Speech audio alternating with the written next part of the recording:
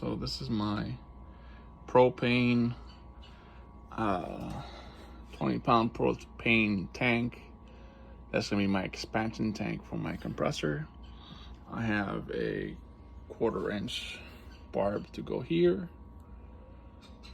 into a flow regulator that has a ball valve, so I can turn it on and off. All right. It leads into from a 1/2 inch to a 3/4 reducer, 3/4 pipe, and then to reducer again to the coupler that I need to buy will go here, and then up to the propane tank itself. I'm waiting for a hose to arrive so I can cut off a bit and then make it work for the